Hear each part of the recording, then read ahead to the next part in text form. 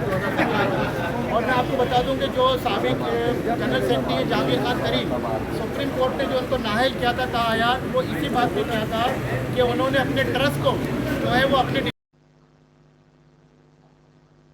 Election commission of Pakistan NA-246 Lyari Karachi Imran Khan کے کاغذات نامزدگی پر MKM کے امیدوار سید طیب حسین ہاشمی کی جانب سے سابق حق پرست ممبر اسمبلی سلمان مجاہد بلوچ ایڈوکیٹ نے ریٹرننگ آفیسر کے پاس اعتراضات جمع کرائے، جس کی سماعت شام 4 بجے ہوئی۔ MKM پاکستان کی جانب سے بنیادی طور پر مندرجہ ذیل اعتراضات جمع کرائے گئے۔ نمبر 1، عمران خان نے اپنے کاغذات نامزدگی میں القادر ٹرسٹ، جس کی ٹرسٹی اور بینیفیشری صرف عمران خان اور ان کی اہلیہ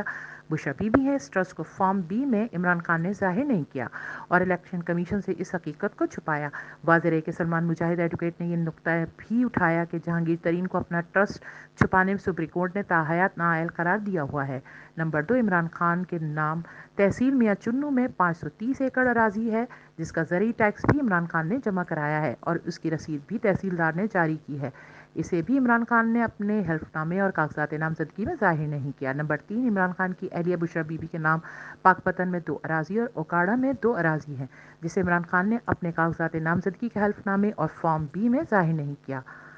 نمبر 4، عمران خان نے توشہ خانہ سے جو قیمتی تحائف لیے انہیں اپنے انکم ٹیکس گوشواروں میں ظاہر نہیں کیا اور نہ ہی اپنے کاغذات نامزدگی میں انہیں ظاہر کیا ہے۔ نمبر 5، جن بینک اکاؤنٹس کا اندراج عمران خان نے اپنے کاغذات نامزدگی میں کیا ہے، ان کے بینک اسٹیٹمنٹ اب تک جمع نہیں کرائے۔